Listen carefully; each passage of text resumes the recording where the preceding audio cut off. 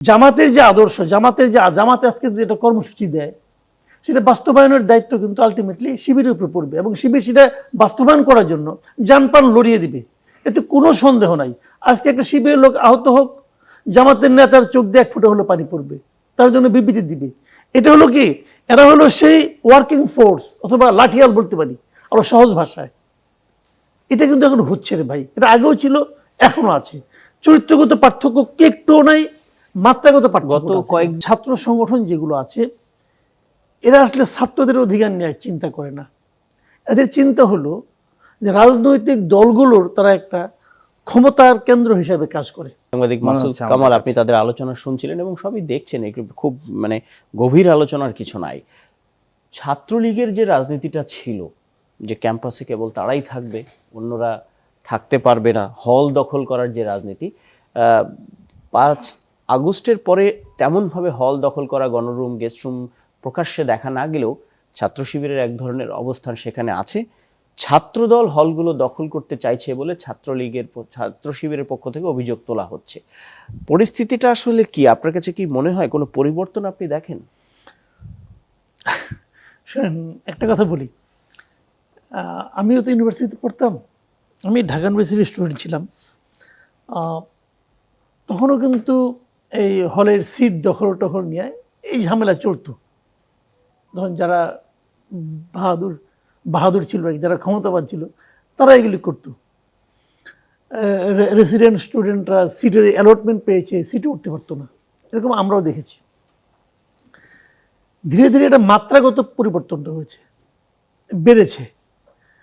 গণরুমে থাকা তখনও ছিল, আমি কিন্তু বলছি 80-র দশকের কথা, তখনও ছিল কিন্তু এগুলো আমরা দেখেছি। এখন মাত্রাগত পার্থক্য হয়েছে, আপনার চরিত্রগত খুব একটা পার্থক্য নাই। এটা কখনোই থামবে না এই কারণে যে মূল কারণ যেটা, এটা হলো যে ছাত্র সংগঠন যেগুলো আছে এরা আসলে ছাত্রদের অধিকার নিয়ে চিন্তা করে না।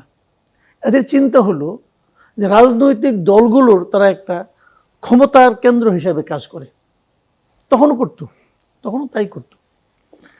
যেমন বিএনপি কি চায়, বিএনপির যে রাজনৈতিক আদর্শ সেটা বাস্তবায়নের জন্য যে একটা তরুণ ফোর্স দরকার, ইয়াং ফোর্স দরকার। ইয়াংদের একটা সুবিধাটা কি, ইয়াংদের কিন্তু কোনো পিছুটান নাই, এদের বললো যে এটা করতে হবে, সবাই দেখবেন ঝাঁপাইয়ে পড়ছে। তো এরকম একটা ডেডিকেটেড ফোর্স দরকার পলিটিক্যাল পার্টিগুলোর, এবং সেই ফোর্সটাই ছিল ছাত্রলীগ, সেই ফোর্সটাই হলো ছাত্রদল, সেই ফোর্সটাই হলো শিবির। আমি তো কখনো ক্ষমতায় ছিলাম না, আমি বলছি না ক্ষমতার কথা বলছি না, তো মূল যে পলিটিক্যাল পার্টি, সেই পার্টির জামাতের যে আদর্শ, জামাতে আজকে যেটা কর্মসূচি দেয় সেটা বাস্তবায়নের দায়িত্ব কিন্তু আলটিমেটলি শিবিরের উপর পড়বে, এবং শিবির সেটা বাস্তবায়ন করার জন্য জানপ্রাণ লড়িয়ে দিবে, এতে কোনো সন্দেহ নাই। আজকে একটা শিবিরের লোক আহত হোক, জামাতের নেতার চোখ দিয়ে এক ফুটে হলো পানি পড়বে, তার জন্য বিবৃতি দিবে। এটা হলো কি, এরা হলো সেই ওয়ার্কিং ফোর্স অথবা লাঠিয়াল বলতে পারি আরো সহজ ভাষায়। এটা কিন্তু এখন হচ্ছে রে ভাই, এটা আগেও ছিল, এখনো আছে। চরিত্রগত পার্থক্য কি একটুও নাই, মাত্রাগত পার্থক্য। গত কয়েকদিনের যে ঘটনা বলি, ক্যাম্পাসে যে সহিংসতা, সেই ঘটনাগুলো নিয়ে আপনার মূল্যায়ন কি? এই একই জিনিস। আমি সিম্পল জিনিসটা বলি, আপনি তো প্রথমে একটু বলেনি, 24 আগস্টের আগ পর্যন্ত ছাত্রলীগ এগুলি রাজত্ব করত। বিএনপির পোলাপান যারা আছে ওরা ঢুকতেই পারতো না, কারণ এদের সবাই কিন্তু চেনে, এদেরকে চেনা যেত না, এরা ওদের মধ্য করে ঢুকে পড়ছিল। এটা তাদের একটা স্ট্র্যাটেজি। আমি কিন্তু এই স্ট্র্যাটেজির ভালো মন্দ নিয়ে আলাপ করছি না, সার্ভাইভ করার জন্য তারা স্ট্র্যাটেজি নিয়েছে। তারা ভেতরে ঢুকে, তারা কিন্তু হলে থাকতো, হলে তারা নানা ধরনের প্রক্রিয়ার মধ্যে থাকতো, ডিবেটিং ক্লাব, অমুক ক্লাব, তমুক ক্লাব, অনেক ক্লাবে থাকতো। তারপরে কি হলো, যখন নাকি ছাত্রলীগ চলে গেল, তো যারা ছাত্র শিবির ছিল তারা তো হলে রয়েই গেল।